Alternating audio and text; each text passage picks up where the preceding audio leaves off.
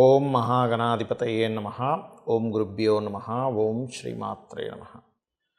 21వ తేదీ నుంచి 27వ తేదీ వరకు ఉండేటువంటి గ్రహస్థితి ఏ విధంగా ఉంది అని చెప్పి చూసుకున్నట్లయితే మనకి చంద్రుడు మకర రాశి నుంచి మీనం వరకు సంచరిస్తాడు ఈ వారం రోజులు కూడా. అదేవిధంగా వృషభ రాశిలో కుజుడు గురువు, కర్కాటక రాశిలో రవి శుక్రులు, సింహరాశిలో బుధుడు, కన్యారాశిలో కేతువు యొక్క సంచారం జరుగుతుంది. ఈ యొక్క గ్రహస్థితిని అనుసరించి 12 లగ్నాల వారికి, లగ్నం తెలియని వారు రాశి నుంచి చూసుకోవచ్చు.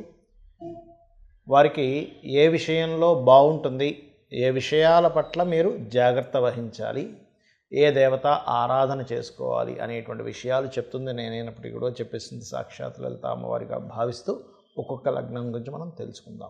మీన లగ్నము, మీనరాశి. మీనం వారికి కనుక చూసుకున్నట్లయితే ప్రధానంగా ఇక్కడ గమనించుకోవాల్సిన అంశాలు, మీనం వారికి మీరు మీ రాస్యాధిపతి 2వ స్థానాధిపతితో కలిసి 3లో ఉన్నందుకు మీకు ధైర్యంగా కొన్ని పనులు చేయడము, ఇంట్లో ఉండడం కాకుండా కాస్త బయట ఎక్కువగా తిరిగేటువంటి పరిస్థితులు, ఇంట్లో తక్కువగా బయట ఎక్కువగా ఉండేటువంటి పరిస్థితులు, షార్ట్ జర్నీస్ కావచ్చు, లాంగ్ జర్నీస్ కావచ్చు, ఇటువంటి ఎక్కువగా ఉంటాయి. అయితే ఈ వారం ప్రధానంగా మీరు తీసుకోవాల్సిన జాగ్రత్త ఏమిటంటే షేర్ మార్కెటింగ్ రిలేటెడ్ సంబంధించిన విషయాల్లోని, సంతానం కోసం చేసేటువంటి ప్రయత్న సంబంధించినటువంటి అంశాల్లోని, అంటే ఐవీఎఫ్లో ఐవీఎల్ చేయించుకుంటారు, ఇటువంటి విషయాల్లోని, షేర్ మార్కెటింగ్ రిలేటెడ్ సంబంధించిన విషయాల్లోని, ఇన్వెస్ట్మెంట్స్ చేసేటువంటి విషయాల్లో కొంచెం జాగ్రత్తగా చూసి చేయండి. అవి ఏదైనా మోసపూరితంగా ఏదైనా మనం ఆలోచించలేకపోతున్నామా అనేటువంటి దాన్ని ఒకసారి స్పష్టంగా చూసుకోండి. అలాగే మరొక విషయం ఏంటంటే ఇక్కడ గమనించుకున్నట్లయితే ఇక్కడ హోమ్ లోన్స్ లభించేటువంటి యోగం బలంగా ఉంది, అందులో ఎటువంటి సందేహం లేదు. ఇక్కడ ఈ 3లో ఉండేటువంటి గ్రహాలు ఏవైతే ఉన్నాయో, ఈ 3వ స్థానాధిపతి వెళ్ళి 5మ స్థానంలో రవితో ఉండడం అనేటువంటిది, ప్రధానంగా ఈ చతుర్థాధిపతి 6వ స్థానంలో ఉండడము, 5మంలో రవి శుక్రులు ఉండడము, మరియు అదేవిధంగా 7మ స్థానంలో కేతువు యొక్క సంచారం, ఇవన్నీ ఏం చెప్తున్నాయంటే ఒకటి సంతాన అభివృద్ధిని చూపిస్తున్నాయి 5మ స్థానంలో రవి శుక్రులు ఉండడం అనేటువంటిది. అలాగే కాస్త మీ యొక్క సంతానానికి ఉన్న ప్రదేశం నుంచి వేరే ప్రదేశాలకు మారడం, ఇటువంటివి కూడా చూపిస్తుంది. కాకపోతే 7మ స్థానంలో ఉండేటువంటి కేతువు మాత్రం వివాహ నిర్ణయాలకు సంబంధించిన విషయంలో కాస్త జాగ్రత్తగా ఉండాలి. అందులో ముఖ్యంగా బంధువర్గంతో వివాహ నిర్ణయాలు, వివాహ సంబంధించిన విషయాల పట్ల కొంత జాగ్రత్తగా ఉంటూ, గతంలో ఎవరినైతే మీరు వివాహం చేసుకుందామని ఇష్టపడి వివాహం చేసుకుందాం అనుకున్నారు, మరలా అదే సంబంధం కాస్త వెనక్కి రావడం కానీ, కాస్త ఇష్టపడిన వారిని వివాహం చేసుకోవడం కానీ, బంధువర్గంలో వారిని ఆ విషయంలో కొంతవరకు 7మంలో కేతువు ఉన్నందుకు కొంత స్ట్రెస్, మిస్అండర్స్టాండింగ్స్ జరగడం, ఇటువంటివి కూడా గోచరిస్తున్నాయి. అయితే కాస్త ఇంటర్వ్యూస్కి అటెండ్ అయ్యేటప్పుడు మాత్రం కాస్త చూసి అటెండ్ అవ్వండి. అలాగే ఉద్యోగ సంబంధించినటువంటి విషయంలో గవర్నమెంట్ జాబ్స్ లేనట్లయితే మెడికల్ రంగాల్లోని ఇటువంటి వాటిల్లో మీకు అనుకూలమైనటువంటి వాతావరణం కనబడుతుంది. అంటే ఈ రంగాల్లో ప్రయత్నం కనుక చేసినట్లయితే ఇక మీరు చేయవలసినటువంటి దేవతా ఆరాధన ఏమిటి? ముఖ్యంగా మీరు ఈ వారం ఉపాసనాకారకుడు పంచమాధిపతి అవుతాడు.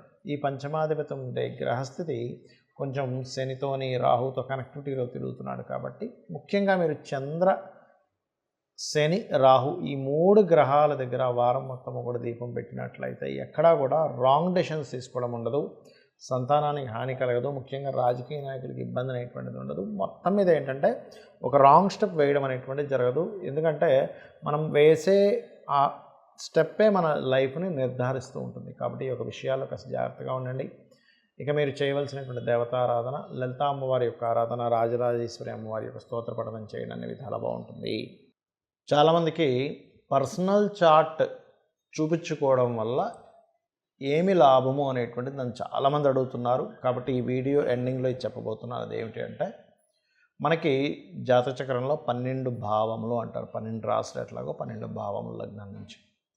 మీ పర్సనల్ చార్ట్లో లగ్నం ఏ లగ్నం అయింది, మీ లగ్నాధిపతి ఎక్కడ ఉన్నాడు అనే దాన్ని బట్టి మీకు తెలిసే విషయం ఏమిటంటే మీ నేచర్ ఏమిటి, మీ నేచరు ఏంటో, మీరు ఎలా ఉండాలో, ఎలా ఉంటే మీరు సక్సెస్ అవుతారో చెప్తుంది. అలాగే మీరు సక్సెస్ అవ్వకపోవడానికి మీకు ఎందుకు ఆటంకం జరుగుతుందో, ఏ గ్రహాలకి మీకు కనెక్ట్ అవ్వడం వల్ల మీరు ఆటంకం పడుతున్నారో, ఏ గ్రహ సంబంధించినటువంటి దీపారాధన చేస్తే మీరు ఖచ్చితంగా సక్సెస్ అవుతారో చెప్తుంది. మీరు ఫస్ట్ అయితే ఇబ్బందుల నుంచి బయటపడతారు. మీ లగ్నం ఏంటో తెలుసుకొని అది ఉన్న సిచ్యువేషన్ కనుక తెలుసుకోగలిగితే. అలాగే అందరికీ కావాల్సిన ధనం, మీ ధనాధిపతి లగ్నం నుంచి ధనస్థానం అనేది ఒకటి ఉంటుంది. మీ ధనాధిపతి ఎక్కడున్నాడు, ఏ కండిషన్లో ఉన్నాడు, దాన్ని బట్టి మీకు ఇప్పుడు ధనయోగం బాగా వచ్చే యోగం ఉందా, లేకపోతే ఉన్న ధనాన్ని పర్టికులర్గా మీరు దాన్ని సద్వినియోగం పరచకపోతే ఏదైనా ఇబ్బందుల్లో పడే యోగం ఉందా అనేటువంటిది కూడా మీ ధనాధిపతి చెప్తాడు. దానికి ఏమిటి, మహాదశ ఏమిటి, అంతర్దశ ఏమిటి, గోచారం ఏమిటి, గోచార గ్రహాలు ధనస్థానాన్ని యాక్టివ్ చేస్తున్నాయా, ఎక్కడైనా మీరు డబ్బులు పెట్టి ఇరుక్కుపోయేటువంటి యోగం ఏమైనా నడుస్తుంది అనేది చాలా స్పష్టంగా చెప్తుంది. అదేవిధంగా మీరు ఏ మార్గంలో వెళ్తే మీరు ధనయోగం అనేటువంటిది ఎక్కువగా ఉంటుంది ఉన్న పరిస్థితి కంటే అనేటువంటిది తెలుస్తుంది. అదేవిధంగా మూడో స్థానాన్ని బట్టి మీ యొక్క సిబ్లింగ్స్, మీ యొక్క తోబుట్టువులతో ఎందుకు మీకు మిస్కమ్యూనికేషన్స్ వస్తున్నాయి, వాళ్ళతో మీకు ఎందుకు బాగుందనే విషయం చెప్తుంది. మీ ప్రయత్నాలు కూడా తెలుస్తాయి. అదేవిధంగా మీ యొక్క నాలుగో స్థానాన్ని బట్టి ప్రాపర్టీస్, ముఖ్యంగా ఏంటంటే మీరు ఏ ఫేసింగ్లో నివసిస్తే బాగుంటుంది, అలాగే మీకు ఎప్పుడు మీరు గృహయోగం కొనుక్కుంటే బాగుంటుంది అనేది నాలుగో స్థానం బట్టి, వివాహాన్ని ఎటువంటి పార్ట్నర్ వస్తారు, ఎప్పుడు వివాహం చేసుకుంటే సరైనటువంటి సమయం. చాలామంది ఏంటంటే వివాహం ఎప్పుడు చేసుకుంటే సరైనటువంటి విషయం అనేది తెలియదు. శుభగ్రహాలు వివాహ స్థానాన్ని కనెక్ట్ అయినప్పుడు వివాహం చేసుకోవాలి. అశుభగ్రహాలు కనెక్ట్ అయినప్పుడు, అంటే ఇక్కడ ఏమిటంటే జ్యోతిష్ శాస్త్రంలో అన్ని గ్రహాలు మంచివే, కానీ కొన్ని పర్టికులర్ గ్రహాలు మనం చేసుకున్న కర్మను బట్టి అవి కనెక్ట్ అవుతూ ఉంటాయి, పూర్వజన్మలో చేసుకున్నటువంటి మంచి చెడులను బట్టి.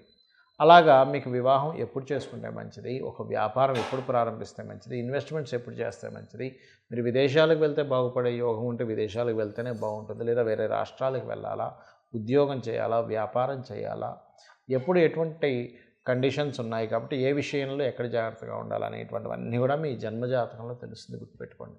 అయితే ఇక్కడ నేను ఒక విషయం చెప్తాను. మన జన్మజాతకంలో ఏదైనా ఒక గండమే ఉందనుకుందాం కాసేపు, లేకపోతే ఏదైనా ఒక ఇబ్బంది ఉంది, మనం భయపడవలసిన పని లేదు. ఎలా అంటే ఇప్పుడు మీరు వెళ్తున్నారు, రోడ్డు మీద వెళ్తున్నప్పుడు మధ్యలో మీకు గొయ్యి కనబడింది. గొయ్యి కనబడితే భయపడతారా, పక్క నుంచి వెళ్తారా? పక్క నుంచి వెళ్తాం కానీ మనం భయపడం. ఆ గొయ్యి ఉందనే విషయం ఎట్లా తెలుస్తుంది మనకి? టార్చ్ ఉంటే మనకు తెలుస్తుంది. వెళ్ళేటప్పుడు దారిలో సర్పం ఉందా, గొయ్యి ఉందా, లేకపోతే పలానా ఇంకేమైనా ప్రాబ్లం ఉందా, అక్కడ బురద ఉందా అనేటువంటిది. ఈ టార్చ్ అనేటువంటిది ఎలాంటిదో జ్యోతిష్ శాస్త్రం అలాంటిది. మరి ఇక్కడ మనం ఈ గోచార ఫలితాలు చెప్పుకుంటున్నాం, దీనికి ఎందుకు చెప్పుకుంటున్నాం? మన జన్మజాతకమే ఇంత కరెక్ట్గా ఉంటాయంటే కనుక, ఒకటే, బయట ఉండే పరిస్థితులు, మనం తీసుకునే నిర్ణయాలు మన సొంతము, మన కర్మ అంతా మన జన్మజాతకం అయితే, ఇప్పుడు బయట ఉండే కండిషన్స్ అనేటువంటిది ఇప్పుడు ఉండే గోచారం. అంటే ఒక వ్యక్తి మంచి అద్భుతమైనటువంటి బిజినెస్ మ్యానే అనుకోండి, లేదా అద్భుతమైనటువంటి జాబ్ చాలా సిన్సియర్గా చేసే అబ్బాయి అనుకుందాం కాసేపు, అబ్బాయి కావచ్చు, అమ్మాయి కావచ్చు, కానీ బయట జాబ్ వచ్చేటువంటి ఛాన్సెస్ తక్కువగా ఉన్నాయి, ఆపర్చునిటీస్ తక్కువ ఉన్నాయి అనుకోండి. మీలో ఎంత టాలెంట్ ఉన్నా ఆ ఆపర్చునిటీస్ని బట్టే మీరు నిర్ణయం తీసుకోవాలి. అంటే ఒక జాబ్ మానేద్దాం అనుకున్నారు, కానీ బయట కండిషన్ పెద్ద ఆపర్చునిటీస్ లేవన్నప్పుడు మానరు మీరు. ఎందుకు? ఈ జాబు, ఉన్న జాబు మానేసి ఇంకోదేదో ఆపర్చునిటీ వెతుక్కోవడం కరెక్ట్ టైం కాదు అని. అలా కాకుండా ఎక్కువ ఉన్న ఆపర్చునిటీస్, నా టాలెంట్ తగ్గ శాలరీ ఇవ్వట్లేదు అన్నప్పుడు మానేయగలుగుతారు. ఎందుకు? ఇంకా చాలా ఆపర్చునిటీస్ వస్తున్నాయి. అలాగే బిజినెస్ పరంగా కానీ ఇవన్నీ కూడా బయట ఉండే కండిషన్ చెప్పేదే గోచార ఫలితాలు. కాబట్టి మీరు ఈ యొక్క గోచార ఫలితాలని మీ యొక్క జన్మజాతకంలో ఉండేటువంటి యోగాల్ని లేదా జాగ్రత్తల్ని తెలుసుకుంటూ ఆ యొక్క లలితాంబిక అమ్మవారి యొక్క అనుగ్రహం మీరు పరిపూర్ణంగా పొందాలని మనస్ఫూర్తిగా కోరుకుంటూ శ్రీమాత్రే నమః.